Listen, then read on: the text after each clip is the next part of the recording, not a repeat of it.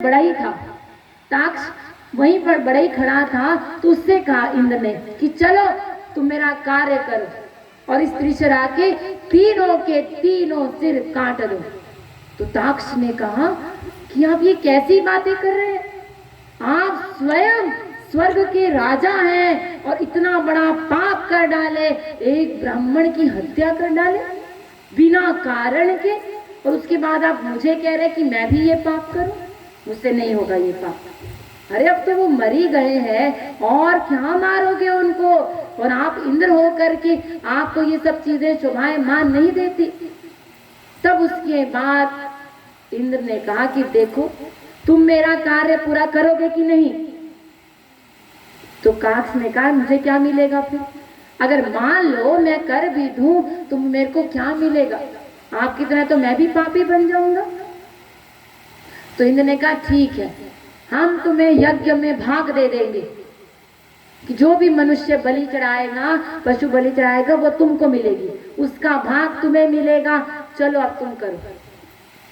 अब जब ये बड़ाई ने सुना कि अच्छा तो ठीक है, इतना बड़ा इतना हवन में यज्ञ में मुझे भाग मिल रहा है तो मेरे क्या घटता है, प्रायश्चित कर लेंगे बाद में पाप का। तब फिर उसने जिस आरी से वो अपना काम कर रहा था, उसी आरी से उस इतने बड़े त्रिशरा के तीनों सिर काट दिए। और जैसे ही काटे तो तीनों सिरों से पक्षी निकलने लग गए। हाँ, एक एक सिर से पक्षी निकलने लग गए, एक सिर से गोरैया पक्षी निकलने लग गए, एक सिर से तोता निकलने लग गए और एक सिर से दूसरे अन्य पक्षी निकलने लग गए। अब जब ये पक्षी निकल गए तब इन्होंने सोचा कि अब ये चल गए, अब इनको कोई नहीं जगा सकता। और तुरंत वो चला गया अपने लोक को और जा करके आनंद से खुश होकर के वहां पर रहने लगा।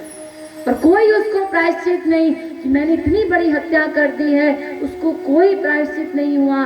लेकिन यहाँ पर हाहाकार मच गई। त्वष्टा को पता चला कि मेरा पुत्र मर चुका है और इंद्र ने ऐसा किया है। इतना रोने लगा और रो रो करके क्रोध से भी भर गया, इतना कुपित हो गया इंद्र के ऊपर। और तुरंत जा करके इतना क्रोध में भरा कि तुरंत उसने अग्नि का आवाहन किया अग्निकुंड में, और अग्निकुंड में अथर्व वेद के युक्त मंत्रों से कि अब मैं अभी के अभी आज पुत्र को उत्पन्न करूंगा और ऐसा पुत्र पैदा करूंगा जो इंद्र का विनाश करेगा, इंद्र का शत्रु पैदा करूंगा। तब फिर त्वष्टा मुनि ने 8 रात्रियों तक अथर्व वेद युक्त मंत्रों से अग्नि में आवाहन देते रहे पुत्र के उत्पन्न करने के लिए। और 8वें दिन फिर उसी अग्नि से एक भयानक असुर पैदा हो गया। इतना भयानक कि जैसे ही वो बाहर आया तो त्वष्टा ने कहा तुरंत एकदम विशाल बन जाओ, और वो पर्वत के समान विशाल बन गया, बड़े बड़े नाखून, इतना भयानक। और जैसे ही पैदा हुआ तो तुरंत उसने कहा कि बताइए मेरा क्या कार्य है, मेरे को क्यों पैदा किया है पिताजी, आप मुझे बताइए मुझे क्या करना है, आपका क्या दुख है, आपकी क्या चिंता है, बताइए मुझे क्या करना है। मेरा फर्ज है, पुत्र अगर पिता का दुख दूर ना करे तो उसका जीवन को धिक्कार है। इसलिए मैं आया हूँ, बताइए आपको क्या कष्ट है, क्या चाहिए, इंद्र को मारना है या स्वर्ग पर विजय प्राप्त करनी है, या मणियां चाहिए कि रत्न चाहिए कि क्या चाहिए, बताइए पिताजी बताइए कि मैं क्या करूं, क्या आपकी सेवा करूं। तब फिर त्वष्टा मुनि ने कहा पुत्र पहले तो मैं तुम्हारा नामकरण करता हूँ। तो सबसे पहले त्वष्टा ने मुनि ने उसका नाम रखा वृत्रासुर।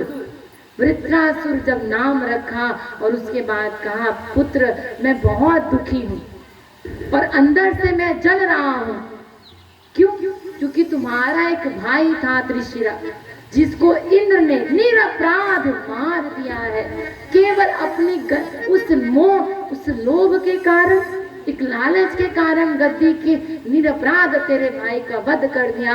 इसलिए मैं चाहता हूँ कि तू अभी के अभी जा और जाकर उससे बदला ले और मेरे इस दुख को शांत कर। ने बहुत सारे दिव्य दिव्य अस्त्र शस्त्र और रथ दे करके वृत्तासुर को कहा कि जाओ जाकर अमरावती इंद्र पर, वहां पर स्वर्ग पर आक्रमण करो।